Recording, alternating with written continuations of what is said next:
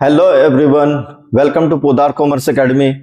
आज हम लोग जर्नल एंट्री चैप्टर में जो टॉपिक करने वाले हैं उस टॉपिक का नाम है बैड डेट्स। ठीक है, इसके पहले हम लोग बहुत सारे टॉपिक जर्नल एंट्री चैप्टर में कवर कर चुके हैं।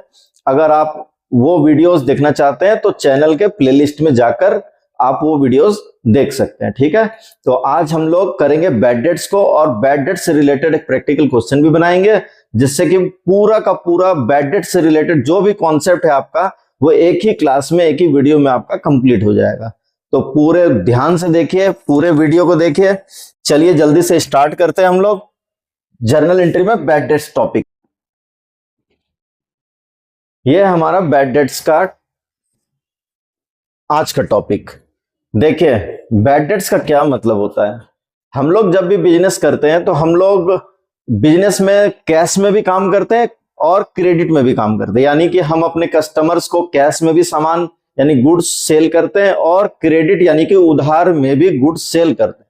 तो जब हम लोग बहुत सारे कस्टमर्स को क्रेडिट यानी उधार में गुड्स बेचते हैं तो उसमें से हो सकता है कि कोई एक दो चार कस्टमर किसी भी रीजन से हमारा पैसा टाइम पर नहीं दे पाए या फिर बिल्कुल ही नहीं दे पाए। ठीक है, तो उसके बहुत सारे रीजन हो सकते हैं, या फिर सामने वाली पार्टी जो है उनका बिजनेस बंद हो जाए, या वो इंसॉल्वेंट हो जाए, या किसी भी अदर रीजन से अगर वो हमारा पेमेंट नहीं करते हैं तो हमारा पैसा क्या होता है, डूब जाता है। तो जो पैसा उधार में डूब जाता है उसी को हम लोग बैड डेट्स बोलते हैं। डेट्स का मतलब उधार होता है और बैड का मतलब बुरा होता है, यानी कि जो पैसा उधार में डूब जाता है उसको हम लोग क्या बोलते हैं, बैड डेट्स बोलते हैं। ठीक है, अब इसमें क्या क्या सिचुएशंस है और उसमें क्या क्या एंट्री हम लोग करेंगे वो देखिए। इसमें दो बात हो सकती है। सबसे पहले एक तो जब आप किसी आदमी को उधार देते हैं, जैसे मान लीजिए कि मिस्टर एक्स एक बिजनेसमैन है। ठीक है, मिस्टर एक्स एक बिजनेसमैन है और वो अपने किसी कस्टमर को गुड्स उधार में देते हैं 10,000 का। तो अब इसमें दो बात हो सकती है, या तो वो कस्टमर पूरा 10,000 देने में असमर्थ है, वो एक भी रुपया आपको नहीं दे पा रहा है। ठीक है, तो 10,000 पूरा डूबेगा, 100% जो उधार का पैसा वो क्या हो रहा है, आपका डूब जा रहा है। तो यहां पर क्या होगा, हम लोग इस तरह की एंट्री को पास करेंगे, यानी कि जब पूरा पैसा उधार में डूब जाता है तो हम लोग ये वाली एंट्री पास करते हैं। यानी कि मान लीजिए कि हम लोग किसी वाई नाम के कस्टमर को उधार में गुड्स बेचे थे। ठीक है, और वाई हमारा कस्टमर है और वो पैसा लेकर गायब है। ठीक है, किसी भी कारण से वो हमारा पेमेंट नहीं कर पा रहा है, तो हम लोग यहाँ जर्नल एंट्री करेंगे। देखिए, बैड डेट्स लॉस है, तो आप ट्रेडिशनल रूल को फॉलो करते होंगे या मॉडर्न रूल को फॉलो करते होंगे। लॉस को दोनों ही रूल्स में बताया गया कि लॉस को क्या करना चाहिए, डेबिट करना चाहिए। बैड डेट्स बिजनेस के लिए क्या है, लॉस है, और लॉस को डेबिट करना चाहिए। तो जब भी पैसा डूबेगा, हमारे बिजनेस में लॉस होगा, हम लोग उस बैड डेट्स को क्या करेंगे, डेबिट करेंगे। तो बैड डेट्स को हम लोग डेबिट कर लेंगे। मान लीजिए हम लोग इसको 10,000 का गुड्स बेचे थे, तो हम लोग यहाँ लिख लेंगे 10,000 बैड डेट्स हो गया। और कस्टमर के नाम के सामने हम लोग कस्टमर नहीं लिखेंगे, यानी कि ये तो फॉर्मेट है तो हम लोग यहाँ कस्टमर लिखेंगे समझाने के लिए, लेकिन जब क्वेश्चन बनाएंगे तो क्वेश्चन में जो भी कस्टमर या डेटर्स होगा जिसको हम लोग उधार में सामान सेल करते हैं उनका नाम जरूर गिवन होगा, एक्स वाई जेड ABCD जो भी उनका नाम होगा वो नाम हम लोग यहाँ पर लिखेंगे। तो यहाँ पर bad debts account debit 10,000 to wise account 10,000, इस तरह से हम लोग एंट्री को रिकॉर्ड करेंगे। बात समझ गया? ठीक है, और अगर किसी क्वेश्चन में नेम गिवन नहीं होगा तब हम लोग कस्टमर या डेटर लिख लेंगे, लेकिन 99% केस में क्वेश्चन में नेम जरूर गिवन होता है। जिस पार्टी को हम लोग सामान उधार में बेचते हैं उनका नाम दिया रहेगा, आप उनका नाम यहां लिख लेंगे। ठीक, सेकंड सिचुएशन में हम लोग आते हैं। देखिए, इसमें सेकंड सिचुएशन ये होगा कि जैसे कि मिस्टर एक्स वाई नाम के कस्टमर को उधार में सामान बेचते हैं 10,000 का। अब हो सकता है कि वो उसमें से 6,000 दे और 4,000 नहीं दे पाए। ठीक है, तो कुछ पैसा वो उन्होंने दे दिया है और कुछ पैसा उन्होंने नहीं दिया है, किसी भी रीजन से नहीं दिया है। ठीक है, तो वो पैसा हमारा क्या हो गया है, डूब गया है। तो जितना भी पैसा मिल जाएगा, कैश हमारे पास आएगा, कैश बिजनेस में इंक्रीज होगा। ठीक है, तो मॉडर्न रूल अगर आप फॉलो करते हैं तो आपको पता होगा कैश एसेट है, कैश को बढ़ने पर क्या करना चाहिए, डेबिट करना चाहिए। ठीक है, तो बिजनेस में जैसे पैसा आएगा, यानी 6,000 रुपया मिस्टर वाई अगर हमको देते हैं तो कैश बढ़ेगा, हम लोग कैश को 6,000 रुपया डेबिट कर लेंगे। ठीक है, कुछ पैसा यानी कि 4,000, 10,000 में से 6,000 वाई से मिल चुका है और 4,000 डूब गया है, तो 4,000 जो डूब गया है वो हमारा बैड डेट्स है, उसको डेबिट कर लेंगे। लॉस को भी डेबिट किया जाता है, ठीक है। कैश एसेट है, इंक्रीज होने पर डेबिट करेंगे, ठीक है।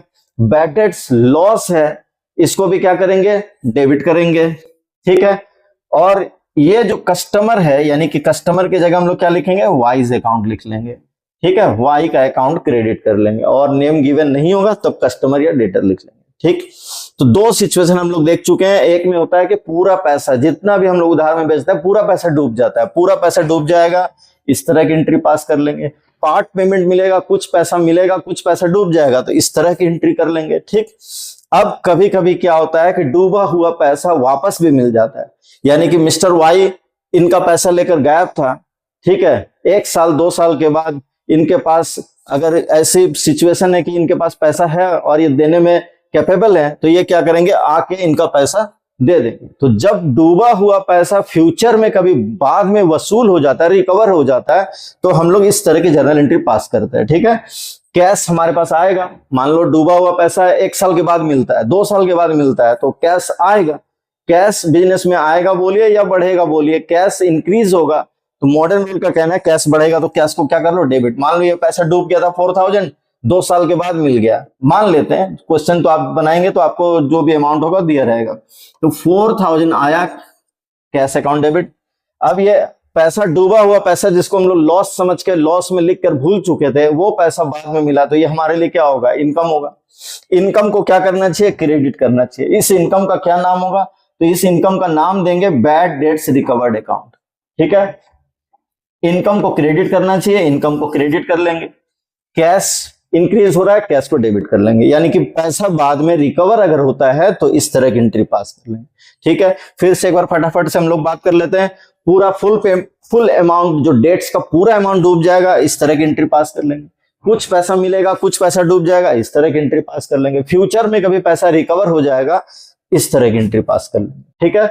अब बैड डेट से रिलेटेड कुछ क्वेश्चन को हम लोग क्या करेंगे, बनाएंगे। तो बैड डेट से रिलेटेड कुछ क्वेश्चन जब आप बना लेंगे तो आप इस कॉन्सेप्ट को पूरी तरह से समझ जाएंगे। तो चलिए हम लोग बैड डेट से रिलेटेड कुछ क्वेश्चन को बनाते हैं। यह है हमारे पास कुछ ट्रांजैक्शन बैड डेट से रिलेटेड, सिर्फ बैड डेट से रिलेटेड। तो इसमें कैसे कैसे जर्नल एंट्री को रिकॉर्ड करते हैं, एक ही क्वेश्चन में आप अलग अलग वैरायटी को सीख जाएंगे। तो अभी हम लोग इस क्वेश्चन को बनाते हैं और रूल्स और एंट्री आपके सामने है, तुरंत आप इसको बना के देखेंगे, पूरा कॉन्सेप्ट क्लियर हो जाएगा। चलिए स्टार्ट करते हैं। जर्नल एंट्री के लिए इस तरह का फॉर्मेट हम लोग बना लेंगे, डेट, पर्टिकुलर, एलएफ, अमाउंट के लिए डेबिट कॉलम, अमाउंट का क्रेडिट कॉलम, ठीक। एलएफ का कॉलम हमेशा ब्लैंक रहता है। आगे, goods sold to Jinu on credit. Jinu को हम लोग क्रेडिट में 9000 का गुड्स बेच रहे हैं, ठीक है। तो जब भी किसी पर्सन को हम लोग क्रेडिट में गुड्स बेचते हैं तो वो पर्सन हमारे लिए क्या होगा, रिसीवर होगा। तो जीनू हमारे लिए रिसीवर है, रिसीवर को क्या करना चाहिए, डेबिट करना चाहिए। डेबिट द रिसीवर, ये रूल लगेगा, जीनू को हम लोग डेबिट कर लेंगे, ठीक है। हम लोग हमेशा मॉडर्न रूल और ट्रेडिशनल रूल दोनों को साथ में मिला के यूज करते हैं, ताकि आपको कोई भी चीज समझना हो बहुत आसानी से आप समझ सकते हैं। जिसको मॉडर्न रूल से समझना हो मॉडर्न रूल से बनाइए, जिसको समझने में आसानी है अगर ट्रेडिशनल रूल से है तो उसको ट्रेडिशनल रूल से आप बना के कंप्लीट कर ले। तो मैं हमेशा पर्सनल अकाउंट वाला जब भी मामला आता है, जब भी किसी पर्सन का नाम आता है, सीधा मैं ट्रेडिशनल रूल का पर्सनल अकाउंट वाला रूल लगाता हूं यहाँ पर, और अदर वेराइटीज के लिए, अदर अकाउंट्स के लिए मैं हमेशा मॉडर्न रूल को यूज करता हूं, ठीक है। अब यहां पर हम लोग जीनू रिसीवर है, जीनू को हम लोग डेबिट कर लेंगे।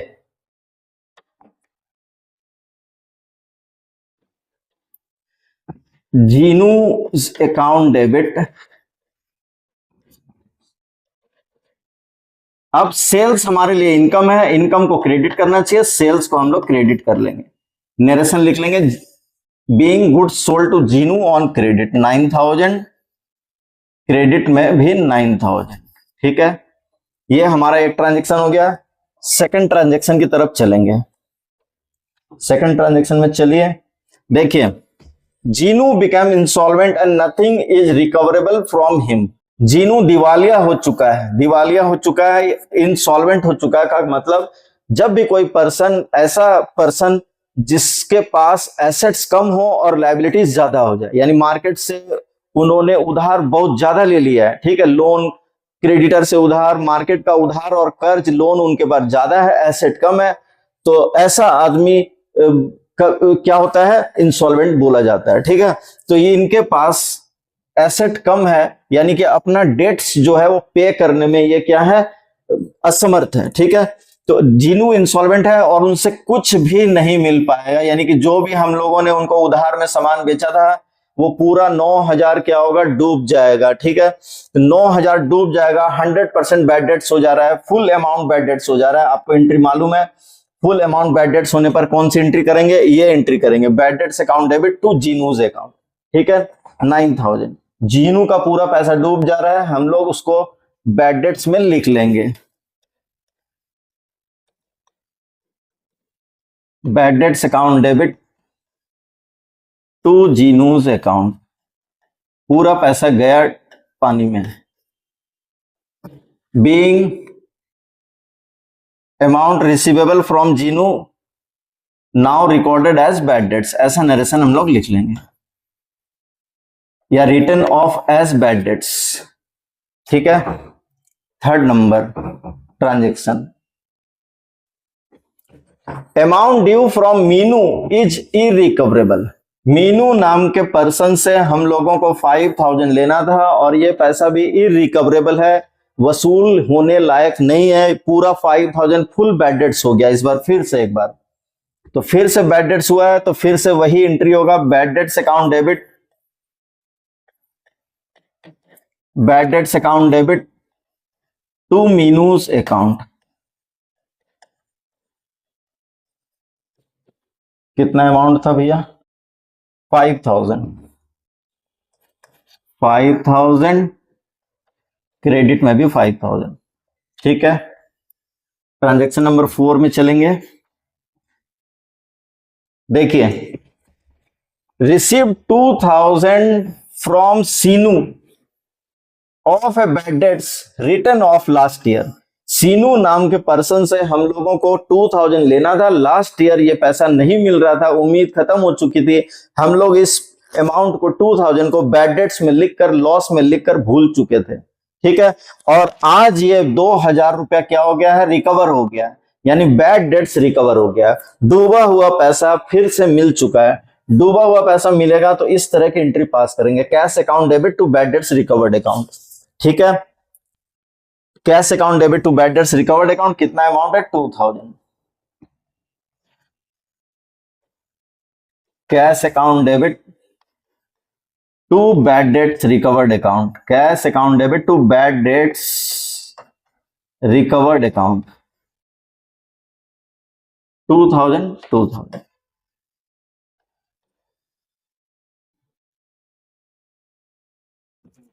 Transaction number 5,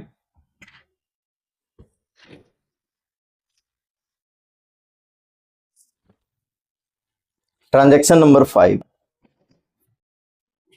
received a first and final dividend of 40 पैसे in a rupee from official receiver of Dinu who owed us 15,000। Dinu नाम का एक पर्सन था जिनसे हम लोगों को 15,000 लेना था, रिकवर करना था, लेकिन दीनू इंसॉल्वेंट हो चुका है। ठीक है, और उनका जो ऑफिशियल रिसीवर है उनसे हम लोगों को 40 पैसा, 1 रुपया में इन ए रूपी, 40 पैसे इन ए रूपी का मतलब होता है 1 रुपया में 40 पैसा मिला। तो 1 रुपये में कितना पैसा होता है, 1 रुपये में पैसा होता है 100 पैसा। ठीक है, 100 पैसा में ये कितना पैसा हम लोगों को दे रहा है, 40 पैसा दे रहा है, यानी कि 40% दे रहा है। ठीक है, यानी कि इस तरह से हम लोग लिखेंगे 40/100, 100 पैसा में 40 पैसा दे रहा है, या फिर आप इसको बोलिए 40% दे रहा है। तो जब भी इस तरह से 40 पैसे, 50 पैसे, 60 पैसे लिखा रहता है तो आप पैसे मत देखिए, उसको परसेंट पढ़िए। ठीक है, यानी कि 40% पैसा मिल रहा है और पैसा क्या होगा, डूब जाएगा, बैड डेट्स हो जाएगा, यानी कुछ मिलेगा कुछ डूब जाएगा। यानी कि 15,000 का 40% कितना होगा, 15,000 का 40% कितना होगा, देखिए 6,000 मिलेगा, और रिमेनिंग अमाउंट यानी कि 9,000 क्या होगा, डूब जाएगा। अब ये ऑफिशियल रिसीवर का क्या मतलब होता है, देखिए मैं आपको बताता हूं ऑफिशियल रिसीवर क्या होता है। जब भी कोई आदमी इंसॉल्वेंट हो जाता है तो जिन जिन लोगों को उनसे पैसा लेना होता है वो लोग क्या करते हैं, कोर्ट में केस फाइल करते हैं पैसा रिकवर करने के लिए। कोर्ट क्या करता है, एक आदमी को अपॉइंट कर देता है, जो कि मान लीजिए दीनू इंसॉल्वेंट हो गया, तो दीनू से जिन लोगों को पैसा लेना है वो लोग कोर्ट में केस करेंगे। कोर्ट एक पर्सन को अपॉइंट करेगा जो दीनू के सभी एसेट को सेल करेगा और लायबिलिटीज का पेमेंट करेगा। उसी पर्सन को, जो कोर्ट जिसको अपॉइंट करता है, उसी को हम लोग ऑफिशियल रिसीवर बोलते हैं। ठीक है, तो ऑफिशियल रिसीवर क्या कर रहा है, दीनू के एसेट से, ठीक है ना, दीनू के एसेट से जो भी पैसा हो रहा है उसमें से 40% निकाल के हम लोगों को दे रहा है। ठीक है, तो कुछ पैसा मिलेगा, कुछ पैसा क्या होगा, डूब जाएगा, क्योंकि दीनू क्या हो चुका है, इंसॉल्वेंट हो चुका है, अब वो पैसा नहीं दे पाएगा।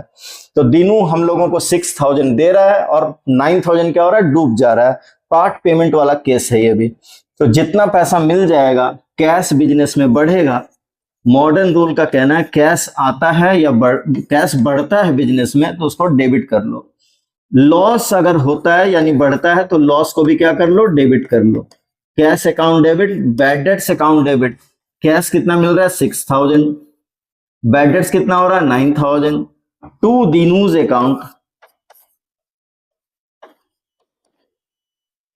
कितना लिख लेंगे हम लोग, 15000 लिख लेंगे।